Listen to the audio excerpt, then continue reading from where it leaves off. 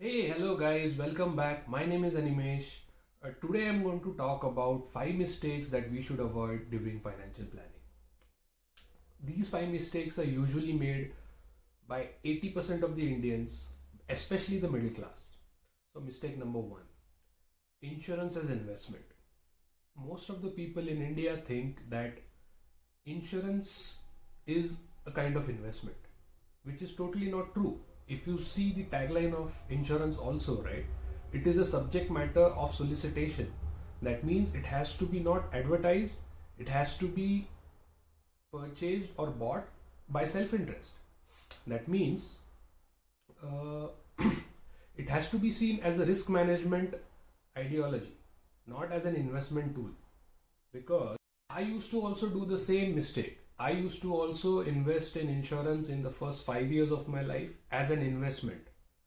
But then I realized I had tried and understood all the investment types, right, in insurance. So, ULIP, endowment plan, term plan. Then I realized that the actual return on investment, ROI, is not that great, right? So insurance is okay. Everybody should have one insurance, a life insurance, right? It has to be, let's say, a term plan for 30 years. Keep on filling it. It has to be, let's say, 5 crore term plan or 2 crore term plan. But do start early, so the amount that you pay is it's reduced, and keep it for a longer term. So your risk is taken care of. Apart from this life insurance, I would advise you to get a health insurance. I know your company might be paying you a certain amount, or you might have a company health insurance, right, to a certain degree, right, to a certain threshold. But I would advise, apart from that, get a new one, because life insurance and health insurance is parallel. I would advise more of health insurance focus than life insurance. Life insurance, once you get a term plan, I don't think you need anything else. That's it for life insurance. For health insurance, I would say, yeah, definitely look into the coverage, how many critical illness is covered, how many hospitals are covered, all these things into matter, then take an informed decision. All right. Mistake number 2, that is not knowing your cash flow. This is very important. In order to do any kind of financial planning, you need to know what is your cash flow. That means you have to do some kind of budgeting. Tell me how many of you guys are, or how many of you guys actually plan out your expense in a proper documented format. I know many of you guys must have done it once or twice in your life, but I am talking of real documentation in terms of, Excel sheet and proper charting of it. Have you done that? Do it. Then you actually know, okay, these are my expenses, and out of this is my income, this is my expense, this is something which I have in the bank, this is something which I have in fixed deposit, blah blah blah.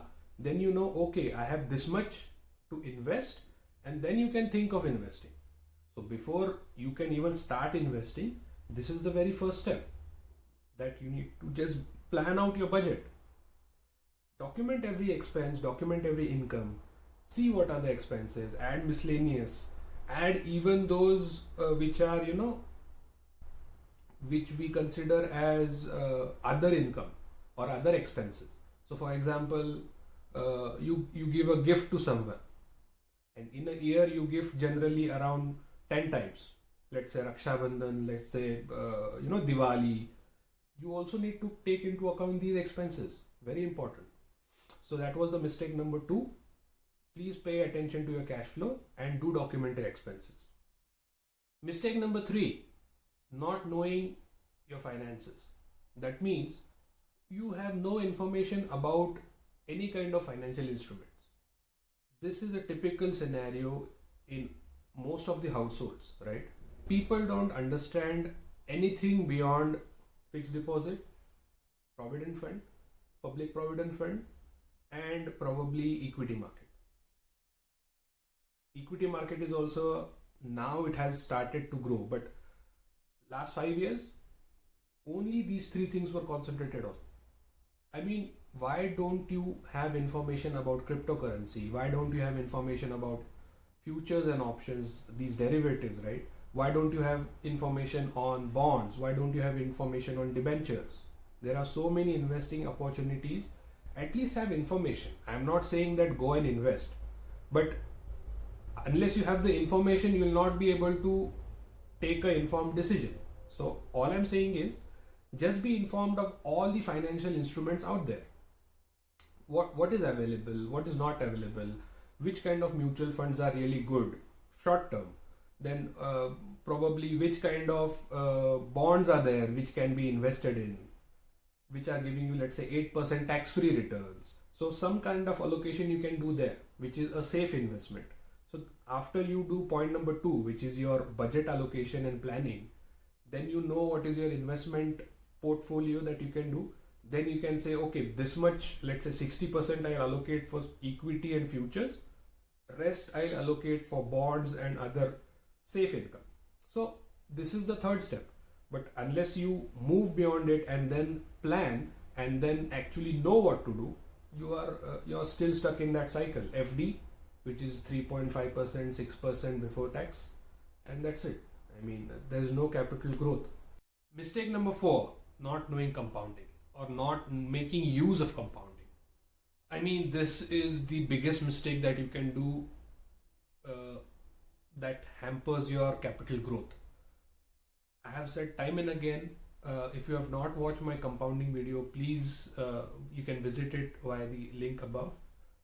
Compounding is the basis of your capital growth.